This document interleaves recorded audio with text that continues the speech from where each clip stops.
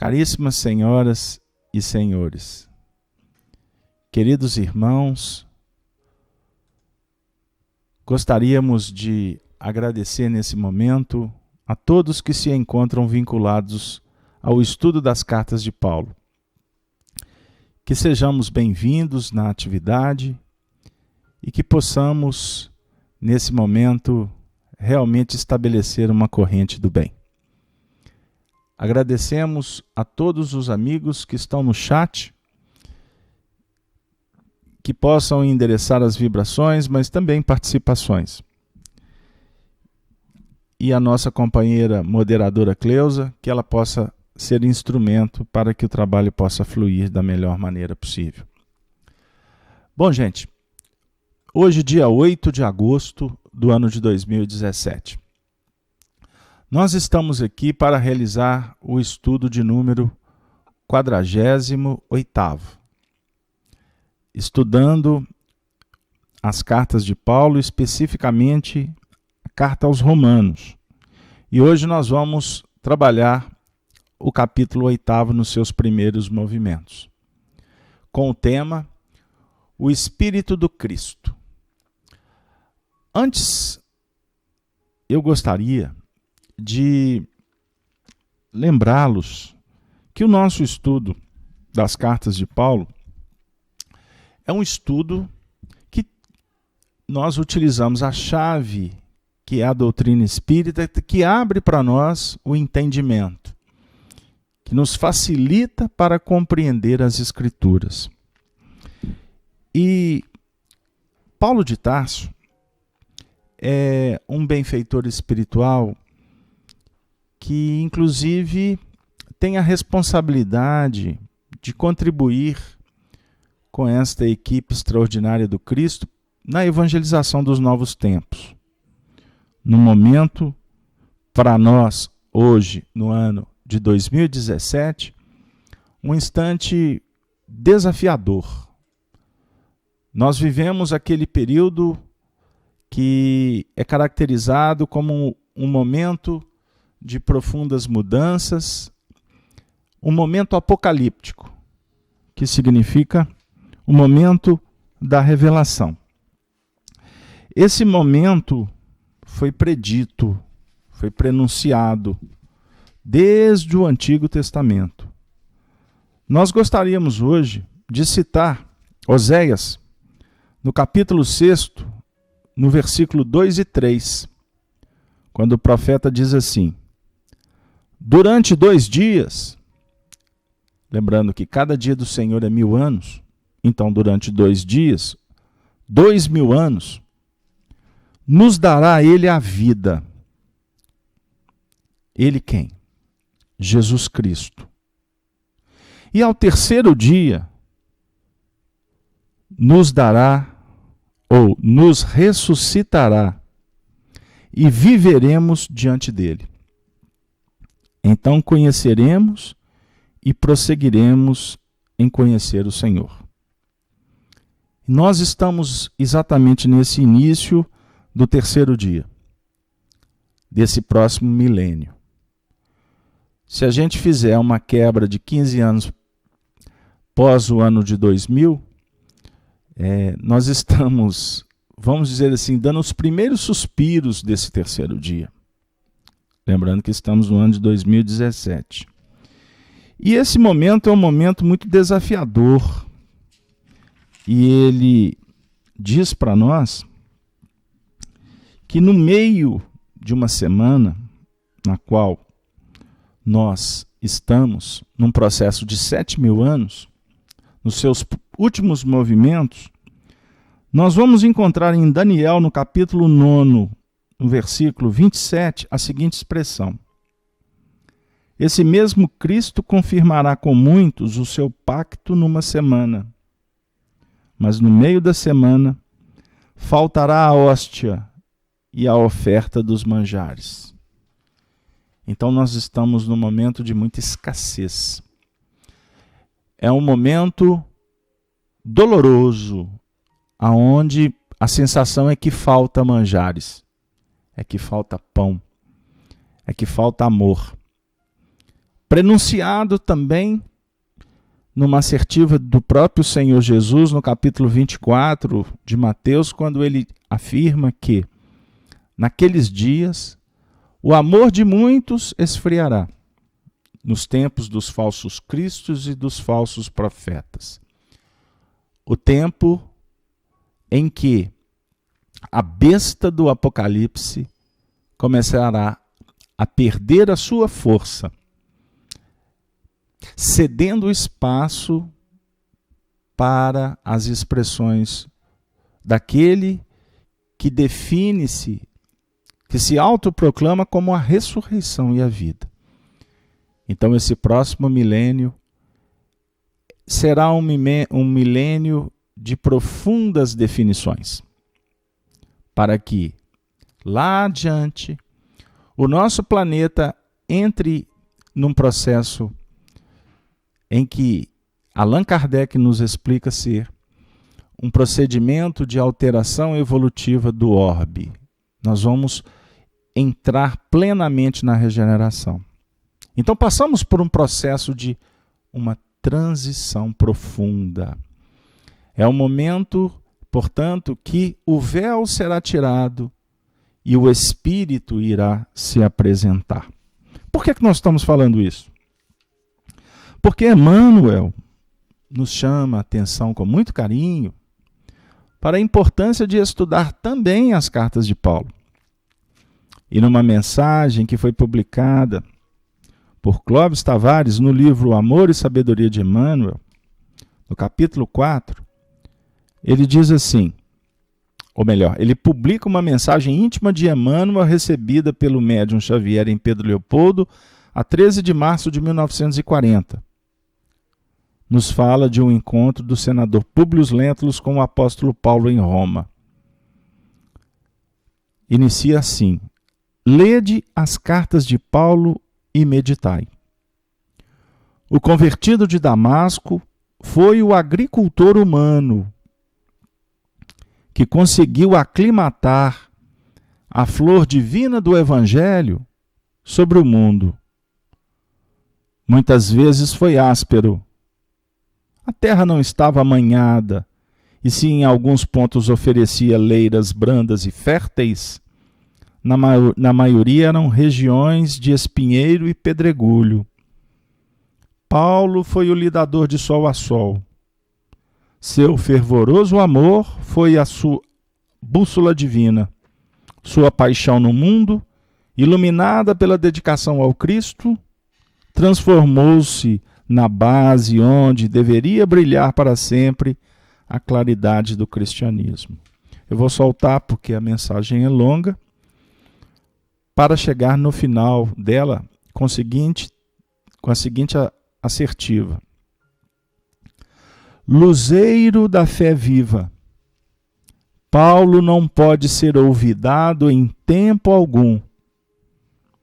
Seu vulto humano é o de todo homem sincero, que se toque do amor divino pelo Cordeiro de Deus. Lede-o sempre, e não vos arrependereis. Assinado Emmanuel. E aí, nós também gostaríamos de fazer uma pequena leitura que agora apresenta para nós, mais uma vez, a importância de ler Paulo de Tarso através das suas epístolas. E é uma mensagem do próprio benfeitor Emmanuel, que consta no livro Vinha de Luz. E aí nós vamos encontrar, pela psicografia de Francisco Cândido Xavier, a lição de número 143. 143. Ele diz assim: o correio do céu nunca se interrompeu. Nunca. Desde que a inteligência humana se colocou em condições de receber a vibração dos planos mais altos, não cessou o Pai de enviar-lhes apelos, através de todos os recursos. Em razão disso, A inspiração edificante nunca faltou às criaturas. E, na atualidade, com a intensificação do intercâmbio entre os círculos visíveis e invisíveis, a face do espiritismo evangélico que restaura no mundo o cristianismo, na sua pureza essencial, as cartas espirituais são mais diretas, mais tangíveis. Grande parte dos estudantes, contudo, seguindo a velha corrente do indiferentismo, em reparando essa ou aquela página edificadora, procura avidamente os nomes daqueles a quem são dirigidas. Se há conselhos sábios, devem ser para os outros. Se surgem advertências amigas ou severos apelos, devem ser igualmente para os outros. E compacta assembleia de companheiros demonstra singular ansiedade para receber mensagens particularistas, com apontamentos individuais. Para prevenir tais extremos, recomendava Paulo que as epístolas dedicadas a determinada igreja fossem lidas, comentadas, em diferentes santuários, para a necessária fusão e dilatação dos conhecimentos elevados. As cartas espirituais de hoje devem observar idêntico processo. Somos compelidos a reconhecer que todos somos individualmente portadores de um templo interno. Saibamos extinguir as solicitações egoísticas e busquemos em cada mensagem do plano superior a consolação, o remédio, o conselho ou a advertência de que carecemos. Quando soubermos compreender as pequeninas experiências de cada dia com a luz do Evangelho, concluiremos que todas as epístolas do bem procedem de Deus para a comunidade geral de seus filhos. E agora, como nunca, as mensagens chegam para nós de uma forma mais direta, tangíveis, porque chegou o momento de se compreender sem tergiversações, sem hesitações, sem fugas, a nossa real destinação. O que nós estamos fazendo? Reencarnados. Pois à luz da doutrina espírita já descobrimos e estamos estudando agora com mais cuidado que Deus nos impõe a reencarnação com o fim de nos fazer progredir.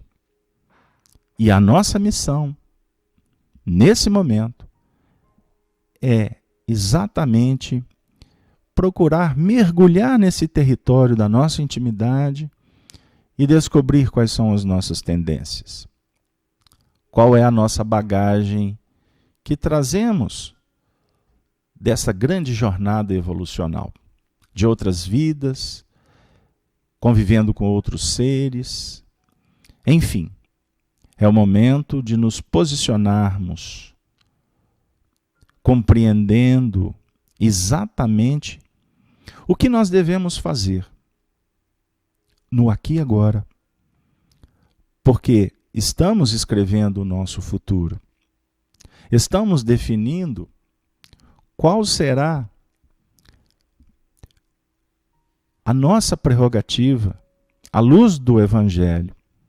Da mesma sorte, vamos analisar o que nos compete resignar, sermos obedientes. Enfim, trabalhar com o Espírito do Cristo, eis a missiva. O Espírito do Cristo, a real essência de cada um de nós, nesse momento em que, se há desolação, porque ela foi profetizada, ela só acontece porque nós conspurcamos, porque nós deturpamos, porque elegemos ídolos, deuses pagãos, esquecemos, ou alimentando a ilusão, nós adiamos e agora é necessário reinvestir, ressignificando, planificando e, acima de tudo, considerando as possibilidades de restaurar, de reparar, reajustar.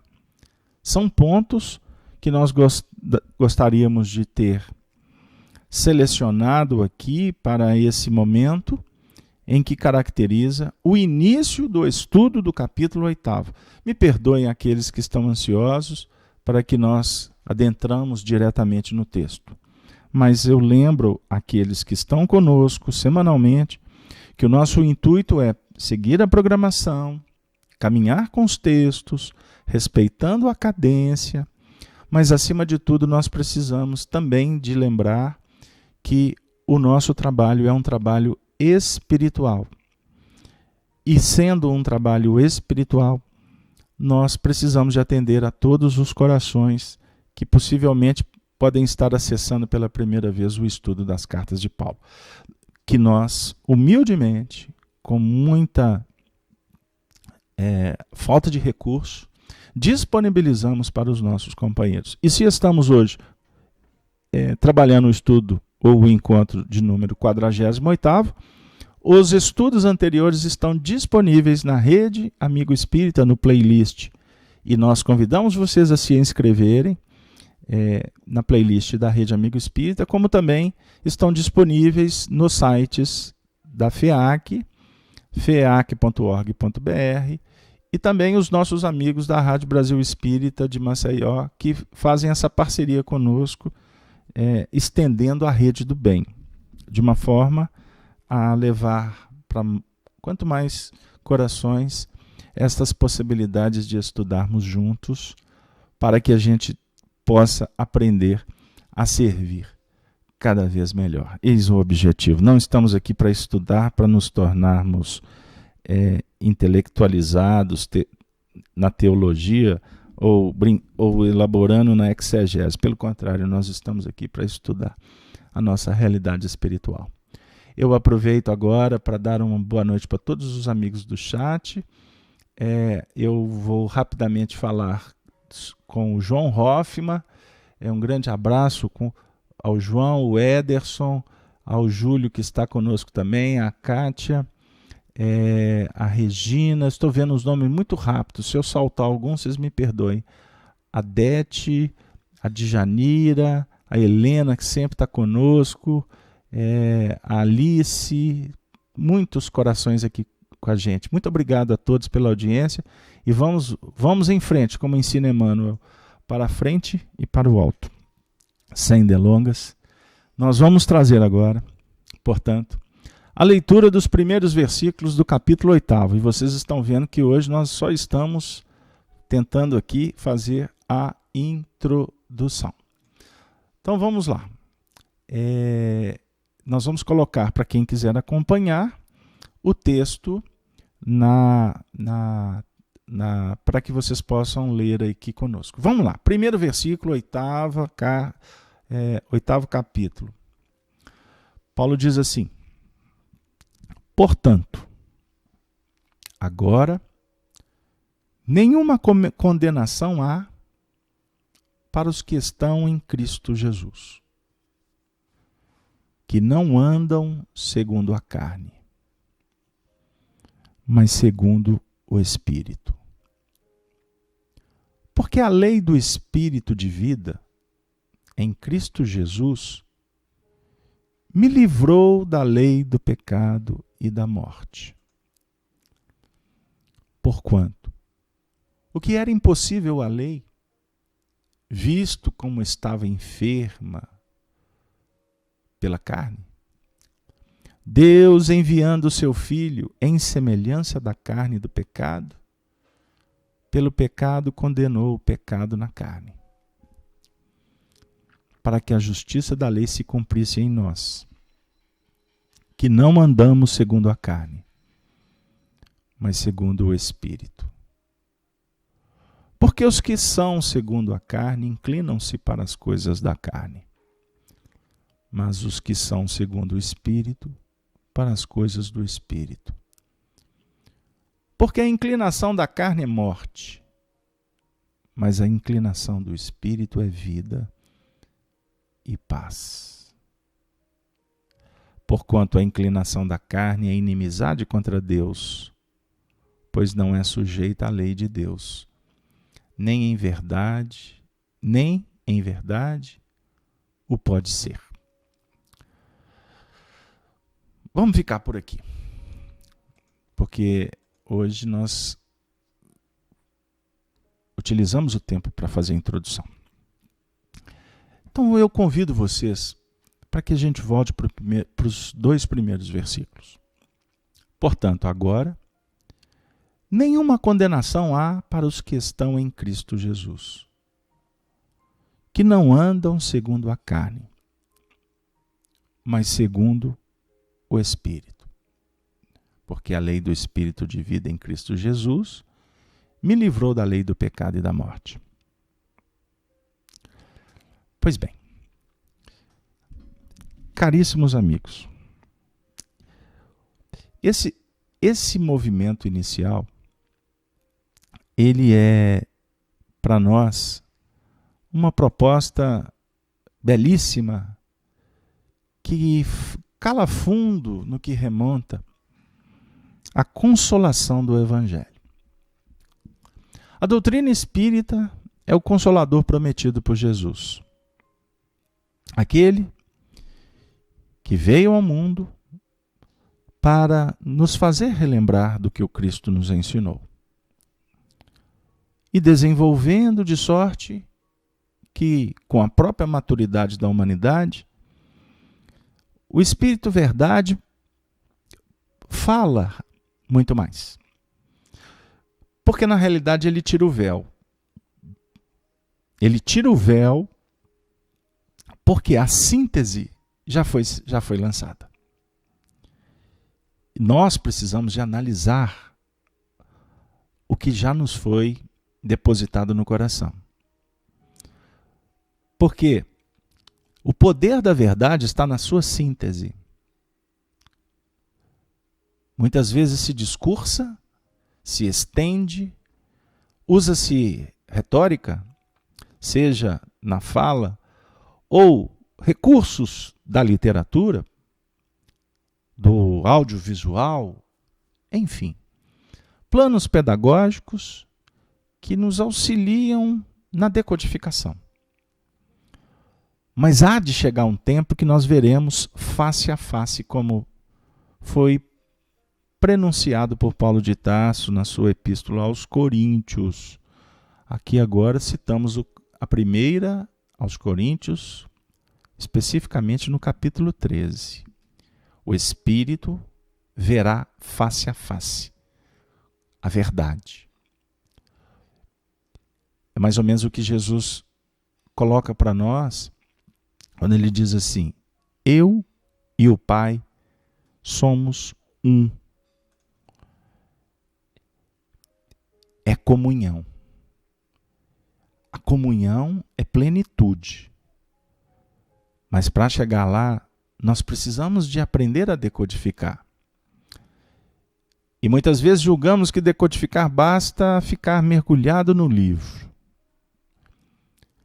Esse é o primeiro passo. Segundo passo, trazer a lição para o mecanismo operacional. Primeiro, filosofia. Para que possamos caminhar pelas sendas do laboratório. Precisamos de verificar. Precisamos de experienciar. Porque se não for assim, não se fixa. Não encontra motivo, estímulo para continuar na obra. Então, voltando. Portanto, agora nenhuma condenação há para os que estão em Cristo Jesus. Essa expressão aqui, ela está falando, ela está indicando para nós, ela está supervalorizando, por exemplo, a busca da religião. Estar em Cristo é praticar alguma doutrina, é estar fazendo parte do culto, egresso nas comunidades, enfim, paramentos, rituais. O que ele está querendo dizer sobre condenação? Para os que estão em Cristo Jesus não há condenação. Porque a verdade nos liberta. Primeira reflexão eu gostaria de trazer. A verdade liberta. Quem comete o pecado, que é desvio, concupiscência, adulteração do que foi planejado, do que foi registrado, tudo isso traz para nós dificuldades. E nós teremos que, amanhã, responder pela ruptura do pacto. Então, pecado é desequilíbrio, é desvio, é adiamento, é tudo que nos traz dificuldade. É quando o Espírito permite se desgovernar pelo viés da paixão. O preço é alto, é condenação. Então nós podemos trazer aqui várias citações do Evangelho que fala, por exemplo, sobre condenação e prisão. Rapidamente me vem aqui agora, pelas inspirações dos amigos espirituais, o Sermão da Montanha. Então nós podemos abrir aqui rapidamente, trazendo aqui o capítulo 5 do Sermão da Montanha, em Mateus. Quando Jesus diz assim: portanto, se trouxeres, versículo 23, a tua oferta ao altar e aí te lembrares que o teu irmão tem alguma coisa contra ti, deixa ali diante do altar a tua oferta e vai reconciliar-te primeiro com teu irmão e depois vem e apresenta a tua oferta. Concilia-te depressa com o teu adversário, porquanto estás no caminho com ele, para que não aconteça o que o adversário te entregue ao juiz, e o juiz te entregue ao oficial, e te encerre a prisão.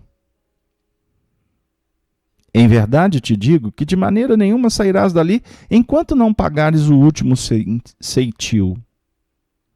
Ouvistes que foi dito aos antigos: não cometerás adultério.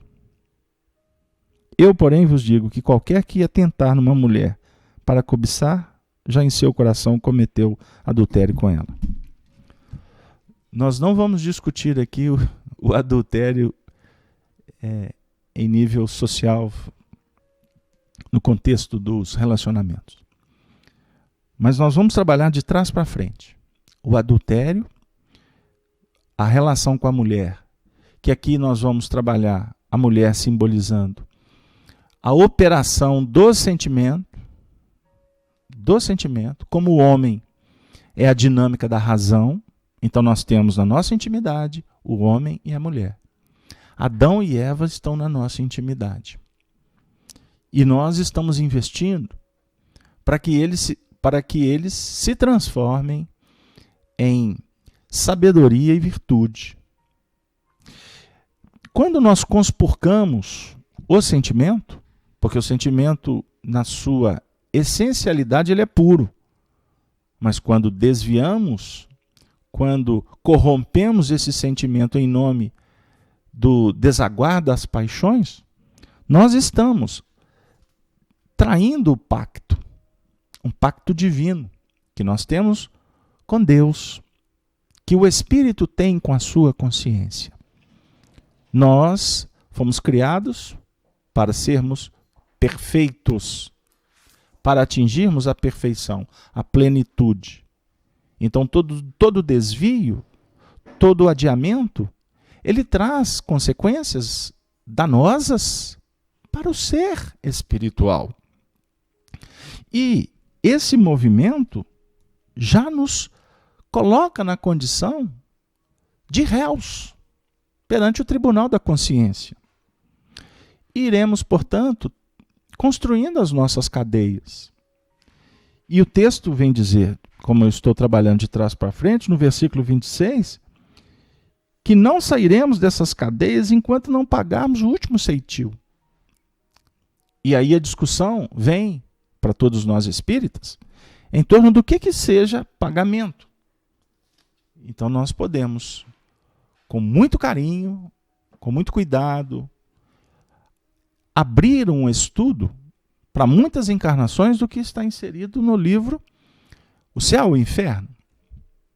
Quando Allan Kardec traz para nós um tratado exuberante no que remonta à questão das causas, dos efeitos, das consequências, repercussões e reparações. E muitas vezes nós espíritas nos confundimos, atropelamos alguns conceitos doutrinários por eleger interpretações que são precipitadas, humanas, materializadas. Então a gente, inclusive, debate entre os nossos pares, nos nossos estudos, sobre a necessidade de estudarmos a doutrina espírita com calma. Muitas vezes o espírita, nós empolgamos e queremos trabalhar assuntos, novidades, queremos sofisticar os nossos tratados, queremos defender teses e nos distanciamos dos princípios que em tese são mais simples, que nós precisamos de discuti-los, debater, porque estes elementos simples, na realidade, eles são sementes que precisam de ser lançadas numa terra para trazer produção, qualidade. E o fenômeno da reencarnação, o estudo do passado, o lidar com as tendências e o desafio de implementar as nossas ações na atual conjuntura da reencarnação planetária, é sempre uma matéria nova e vai, portanto, nos trazer sempre aspectos desafiadores para o nosso espírito. Então, voltando à questão da condenação, a condenação ela tem a ver, portanto, com estas escolhas, com os pagamentos e com a necessidade de sairmos da prisão. E para falar em prisão, Paulo de Tarso foi preso diversas vezes. E certa feita ele estava no cárcere e a cadeia foi aberta. E ele rejeitou sair do cárcere e disse que gostaria de pregar o evangelho em cadeias. Porque em cadeias, pregando o evangelho, para nós, aqui nessa interpretação, significa sanear a cadeia, abrir as portas para a libertação, mas consolidadamente, de uma forma segura, e não por ajustes técnicos, circunstanciais, de um plano material da vida. Ou seja, eu não quero favorecimento, eu não posso procurar privilégios, sendo que fui eu que deliberadamente escolhi o cárcere. Então eu tenho que buscar méritos, virtudes, eu preciso de conquistar, para que eu possa readquirir a dignidade. E tem muita gente, e existem muitos momentos em que a gente também inseridos no contexto, queremos dar um jeitinho para nos livrar das cadeias. Em atitudes tidas, respaldadas por teses, inclusive teses até espíritas, que justificam com argumentos muito bem elaborados que não tem problema a gente abandonar o barco. Eu gostaria de convidá-los para pensar nisso. Existem companheiros muito inteligentes, conhecedores de doutrina espírita, e que em determinadas falas propõem, justificam a liberação. Enquanto nós temos aprendido com os espíritos nobres que precisamos compreender a nossa estadia na Terra, estudar o que remonta aos aspectos da obediência, a transcendência da resignação, e trabalhar de sorte que possamos nos vincular ao bem, para que o que é mal, entre aspas, o que é dificultoso, as cadeias, as dificuldades, elas possam serem resolvidas de uma forma em que a misericórdia patrocine o envolvimento dos encarcerados. É muito melhor, amigos, nós temos visto, pelos exemplos dos cristãos, sermos levados à boca dos leões do que encontrarmos recursos de nos livrar deles para nos manter na posição inteligente, bem fundamentada, daquelas do estar se livrando do testemunho por métodos que são muitas vezes chancelados pela sofisticação do não enfrentar os testemunhos. Queridos amigos, que desafio! Agora nenhuma condenação há para os que estão em Cristo Jesus. Interessante porque ele não fala Jesus Cristo aqui, ele fala o Cristo Jesus. O que vocês acham de podermos também elaborar essa reflexão em torno do Cristo representando o amor? O amor. O amor em nós. O amor de Deus. O amor como oferta. O amor como entrega. O amor como suavização. O amor como renúncia, como dádiva que brota da alma. Quem ama se liberta. Quem ama pode estar todo algemado pelas teias da vida, mas espiritualmente ele está livre. Espiritualmente ele singra no mar da vida, enquanto para muitos aqui na Terra o indivíduo está todo amordaçado. Mas se você fizer uma pesquisa lá na intimidade do coração, ele pode estar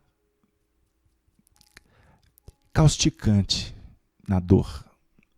Ele pode estar medrado nesses princípios rudes. Mas no fundo, ele sabe que é necessário. Eu estava lendo um texto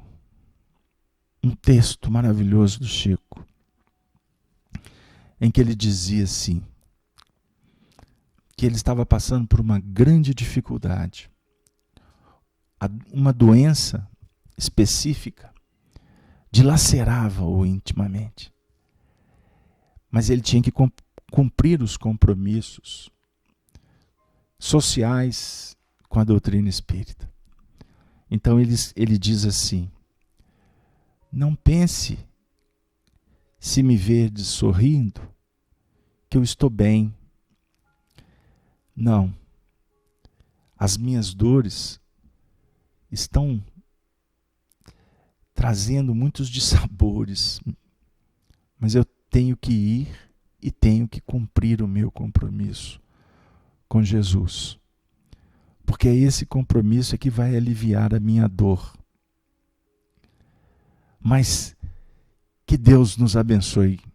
Amanhã eu vou estar bem melhor. São expressões do amor, ou da luta pela implementação do amor. São pontos, amigos, que nós podemos nos interessar, porque o amor é a base de tudo. O amor é que dá sentido para que a gente possa continuar enfrentando essas nossas lutas. A Cleusa está dizendo aqui no chat: ide e agradecei a Deus a gloriosa tarefa que Ele vos confiou, porque muitos se transviaram entre os que foram chamados para o Espiritismo. A Cleusa trouxe, portanto, o Erasto, no capítulo 20 do Evangelho segundo o Espiritismo. Então, agora, essa carta está sendo lida agora. Agora, meus amigos, nenhuma condenação há. Eu não serei ousado, mas eu gostaria de ser irmão nesse momento.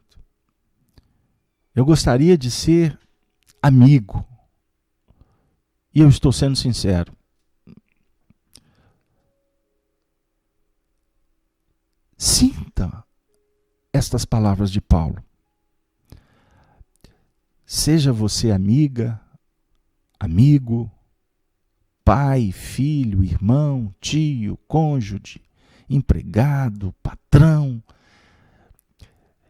Se sinta agora como um espírito. O Paulo está dizendo, e por que não afirmar?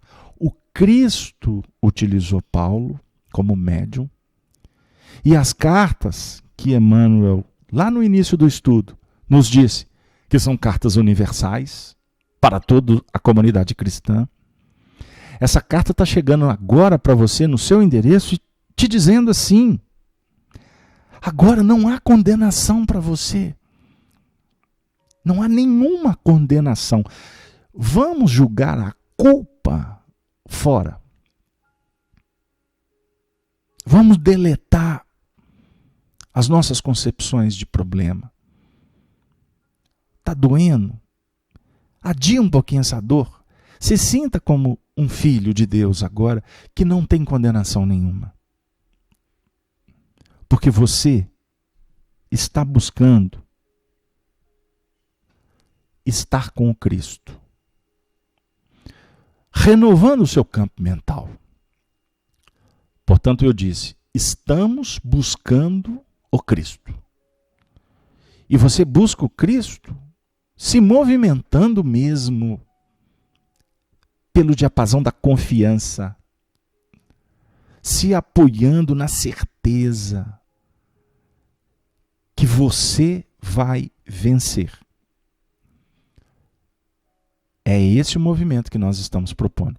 Eu não estou aqui querendo psicologicamente induzi-los a buscar o Cristo para que o Cristo te dê um passe, tire sua dor de cabeça, tire o seu problema.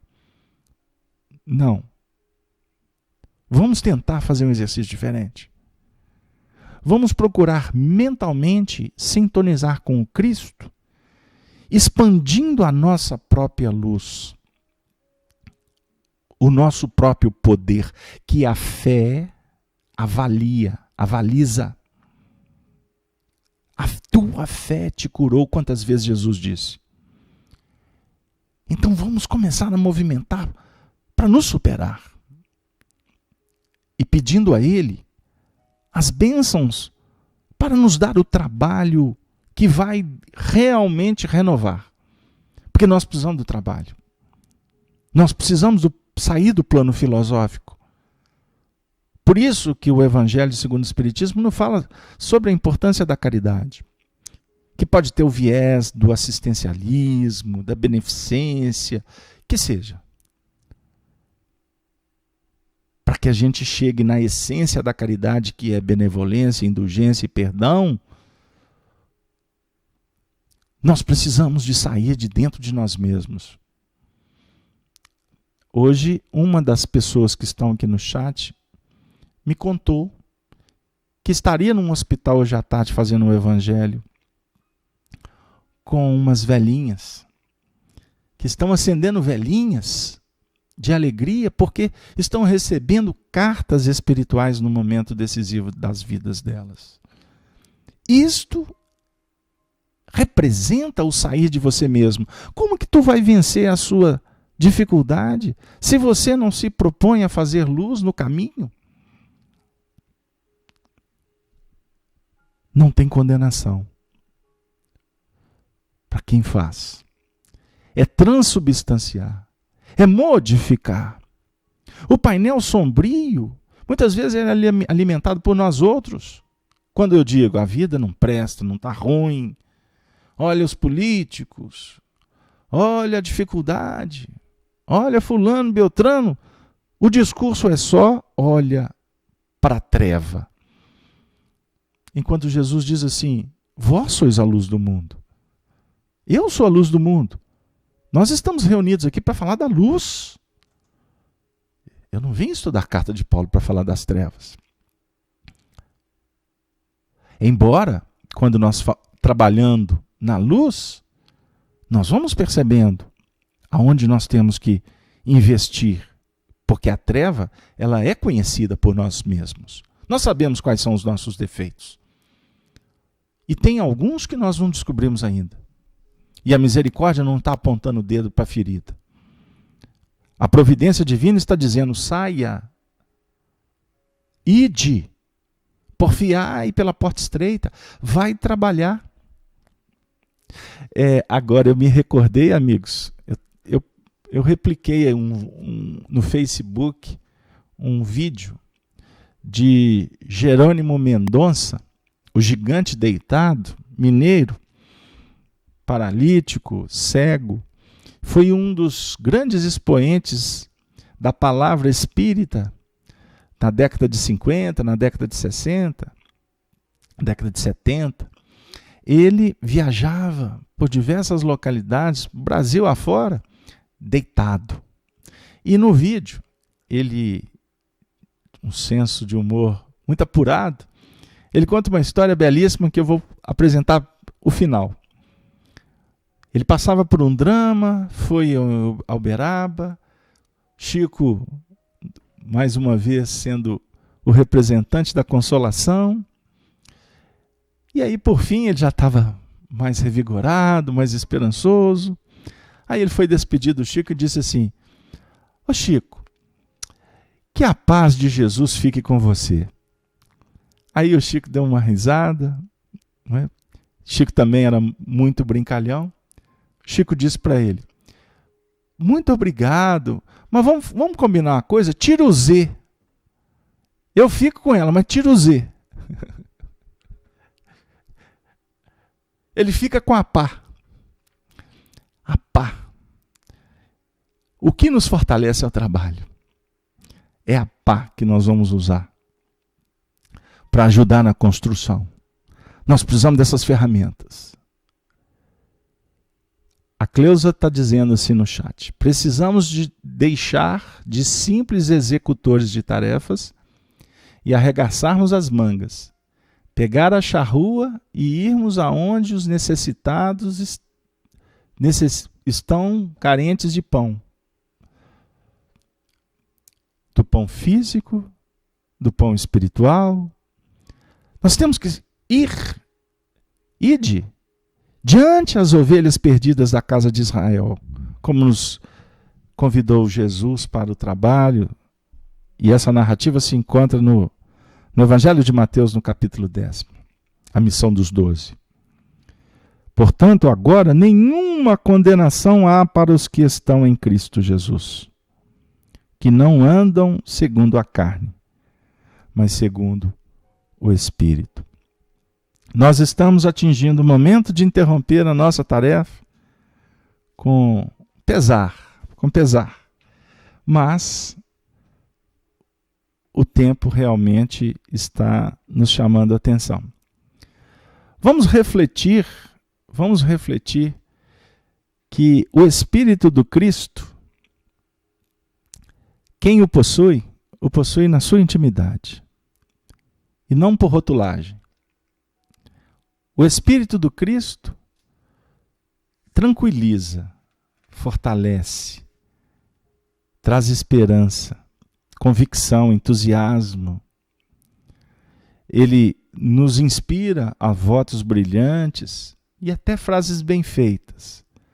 Porém, com o apóstolo, não nos esqueçamos de que, se não possuímos o Espírito do Cristo, dele nos achamos ainda consideravelmente distantes.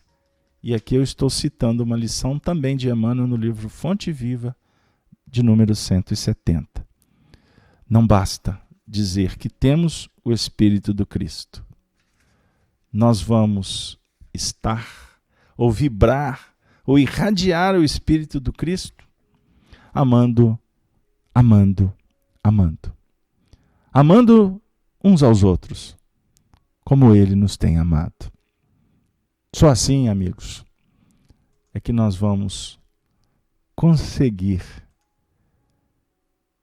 nos livrar das cadeias e aprendendo a operar nelas, fazendo luz, inclusive para os outros encarcerados, que como nós outros necessitamos da verdadeira e definitiva liberdade, igualdade e fraternidade.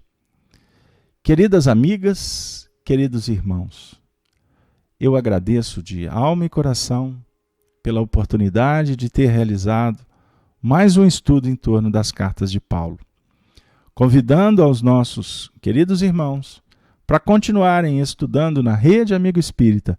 Inscrevam-se, aqueles que ainda não fizeram, repliquem esta mensagem, tragam mais espíritas para se inscreverem na Rede Amigo Espírita, porque essa divulgação é uma divulgação muito importante para os tempos atuais. Nós gostaríamos de abraçar a todos os nossos amigos que nesse momento compõem essa rede, os nossos ouvintes da Rádio Brasil Espírita de Maceió, a nossa querida amiga Cláudia, que trabalha na coordenação junto com o Márcio, enfim, a Cleusa que está no chat, os amigos que acompanharam a transmissão no YouTube. Nós nos despedimos rogando a Deus que abençoe a todos os lares aqui representados e que a gente possa, quem sabe, continuar o estudo das missivas de Paulo quando nos reencontrarmos no mundo dos espíritos, no momento do sono físico. Que Deus, então, nos fortaleça e nós nos despedimos com a saudação dos cristãos dos primeiros tempos. Ave, ave, ave Cristo, ave Cristo, hoje, agora e sempre. Que assim seja, graças a Deus.